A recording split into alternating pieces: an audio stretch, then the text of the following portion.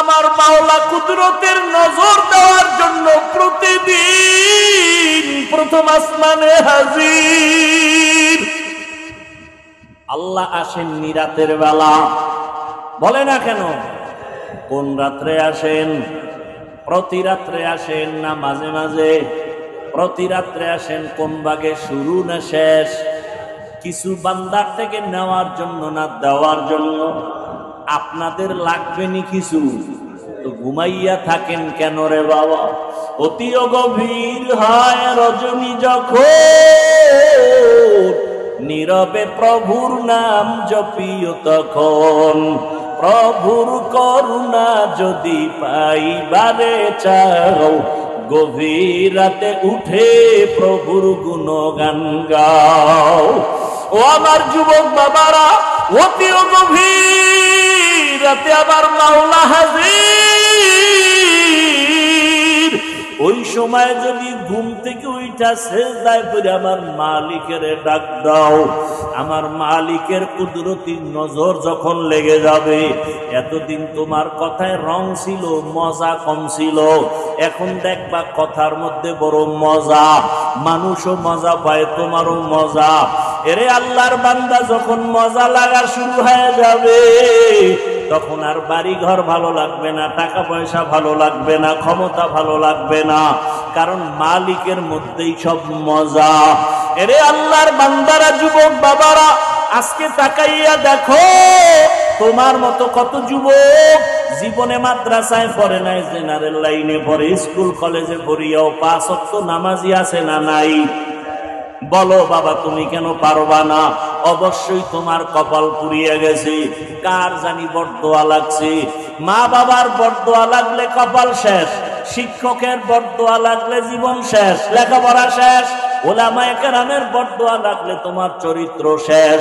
তোমার মতো যুবক যদি স্কুল কলেজে পড়ে নামাজ পড়ে, বলো বাবা তুমি পারবা না কেন? তোমার মতো যুবক র্যাব, আর্মি, পুলিশ, বিডিআর এর চাকরি করে নামাজ পড়ে, তুমি পারো না কেন? তোমার মতো যুবক জেনারেল লাইনে থাইকা রাস্তায় গাড়ি চালায়, নামাজ পড়ে, নদীর মধ্যে মাছ ধরে নামাজ পড়ে, কৃষি কাজ করে, নামাজ ছাড়ে না, ঢাকা কলেজে লেখাপড়া করে, দাড়িওয়ালা পাগড়ি মাথায়, বড় জামা পরিয়া যায়, তুমি কেন পারবা না? এখনো সময় আছে, তওবা করে নাও। ও বৃদ্ধ বাবাজিরা, আপনার মতো কত বুড়ারা মসজিদে গিয়া নামাজ আদায় করে লাঠি নিয়ে যায়, আপনি কেন পারেন না? ও পর্দার আড়ালের আম্মা জানেরা, বোনেরা, আপনাদের কপাল এত ভালো, আপনারা নবীদের মায়ের মতোই মা, সাহাবায়ে কেরামদের মায়ের মতো। আপনারা তো হাফেজে কোরআনের মা, আলেমের মা। আপনাদের জীবন কত ধন্য, আপনাদেরকে আল্লাহ এত মর্যাদা দান করেছেন।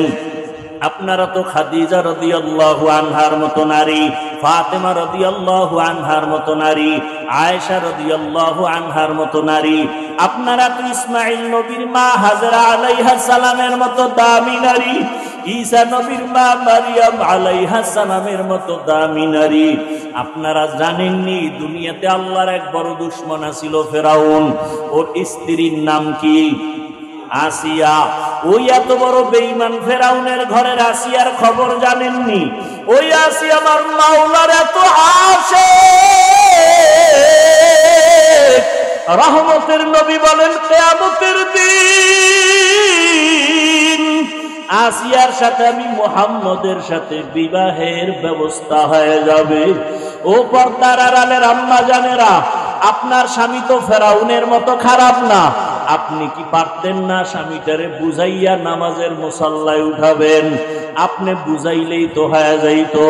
আপনি যদি স্বামীকে বলতেন, স্বামী আমার, স্বামী আমার, আমার জীবনের একটা দাবি, বাবা মায়ের মায়া চাইরা তোমার ঘরে আসি, খাইয়া থাকলেও আসি, না খাইয়া থাকলেও আসি, তবে একটা দাবি, কখনো তুমি নামাজ ছাড়িও না, হারাম টাকা কামাই করে ঘরে আনবা না। যদি আম্মা জান আপনি বুঝাইতেন, কোন স্বামী হারাম টাকার মাল ঘরে আনতো না। আজকে আপনার স্বামী হারাম টাকা আনিয়া ছেলে মেয়েকে খাওয়াইয়া রক্ত নাপাক করে, আপনার রক্তটাকেও নাপাক করতেছি। এই কি আপনার জীবন?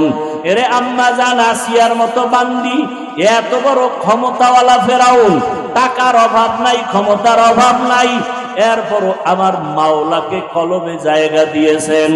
মোহাব্বতের রং লাগছে, মুসা নবীর নজর লাগাইছে। অন্যদিকে আবার মালিকের রহমতের নজর লাগছে।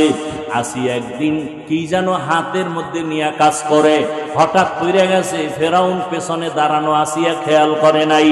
আসিয়া জিনিসটা উঠাইতে গিয়া বিসমিল্লাহ বলছে। ফেরাউন শুই নাই, মাথা গরম হয়ে গেল। ডাক দিয়া কয়, আসিয়া তুমি কার নাম বললা? আসিয়া বলে, এখন আর গোপন কইরা লাভ কি হবে, না ওপেন করিয়াই দেই। আসিয়া ডাক দিয়া কয়, ফেরাউন আমার মালিকের নাম আমি জবানে নিয়েছি। ফেরাউন বলে, মালিককে? ওই মিশরের তো আমি খোদা। আসিয়া বলে, না, তোমার যিনি বানাইছেন তিনি আমার মালিক। আমার মালিক একমাত্র আল্লাহ, তুমি ফেরাউন না। আসিয়া বলে, সর্বনাশ, তুমি যদি আমাকে খোদা না বলো তো আমার খোদাগিরির ভ্যালু নাই। একবার হলেও বলো। আসিয়া বলে, এক বিন্দু না। ফেরাউন বলে, তুমি আমারে কানে কানে বলো। বলে, না, তাও হবে না। আমি যদি আসতে বলি আমার মাওলাকে ফাঁকি দেওয়া যায় না। মিশরের মানুষ তোমারে ফাঁকি দিতে পারে, আমার মালিকরে ফাঁকি দেওয়া অসম্ভব। ফেরাউন এক পর্যায়ে ব্যর্থ হইয়া ডাক দিয়ে, আসিয়া রেডি হও, তোমাকে ফাঁসিতে দেওয়া হবে, শুলিবিদ্ধ করা হবে, তোমাকে দুনিয়া থেকে বিদায় দিব। আসিয়া বলে, ফেরাউন ভয় দেখাইও না, দুনিয়াতে একবার আসি, একদিন যাব, তবে আমার মালিকের না নিয়ে যাব না। আমার অন্তরে যে মালিকের মহাব্বত, আমার এখন টাকার মহাব্বত নাই, ক্ষমতার মহাব্বত নাই।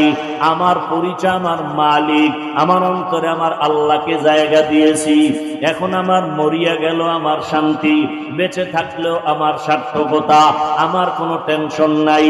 ফেরাউন এক পর্যায়ে ঘোষণা দিয়া দিল, আসিয়ার ফাঁসি হবে, শুলিবিদ্ধ করা হবে। হাজার হাজার মানুষ রেডি হয়ে গেল দেখার জন্য। যখন আসিয়াকে শুলিবিদ্ধ করার জন্য মাঠে নেওয়া হয়, হঠাৎ করে আসিয়া কান্না শুরু করলেন, ও দয়ার মালিক, আমি ফেরাউনের কোনো ক্ষতি করি নাই, শুধু আমি তোমাকে আল্লাহ বলে স্বীকার করেছি, তোমারে সেজদা দিয়েছি, আর কিছুই না। আজ আমার ফাঁসি দেওয়া হয়, তুমি আমাকে ধৈর্য ধারণ করার তৌফিক দাও। আসিয়া হঠাৎ তাকায় দেখে রাস্তা দিয়া মুসা নবী হাঁটিয়া যায়। ডাক দিয়া কয়, নবী মুসা, জানেননি আমি আসিয়ার কি হালাত? কয়, জানি, তোমার এখন ফাঁসি হয়ে যাবে। মুসা নবীকে আসিয়া বলে, নবী, আপনি একটু জানতে চাই, দোয়া করবেন, আর এই মুহূর্তে আমার আল্লাহ আমার উপরে রাজি না খুশি?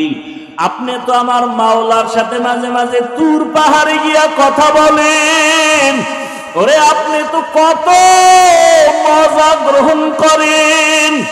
আমারও তো মনে চায় মালিকের কাছে গিয়া কথা বলবো, আমি তো সেই রাস্তা খুঁজতেছি।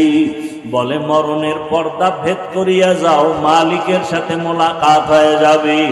মুসা নবীর কাছে দোয়া চাইলেন, আর জানতে চাইলেন আল্লাহ আমার উপরে বেজার না খুশি? মুসা নবী বললেন, হ্যাঁ আসিয়া, তোমার উপরে আমার মাওলা এখন অনেক খুশি। আসিয়া কথা শুই না আসমানের দিকে তাকাইয়া একটা চিৎকার দিয়া বলে, কালাত রব্বি বিনিলি ইনদাকা বাইতান ফিল জান্নাহ। আল্লাহ কোরআনে ঘোষণা করলেন, আসিয়া যখন ডাক দিছে, ও দয়ার রব মালিক, এত বড় ক্ষমতাধর ফেরাউনের ঘরে থাকিয়াও ক্ষমতার লোভ করলাম না, আরামের বিছানায় ঘুমাইতে দিল না, খাইতেও দিল না। আজ আমার জীবনের শেষ বিদায়, বিদায় বেলা তোমার কাছে একটা দাবি, দুনিয়াতে থাকার জায়গা পাই নাই, আরামে ঘুমের জায়গা পাই নাই।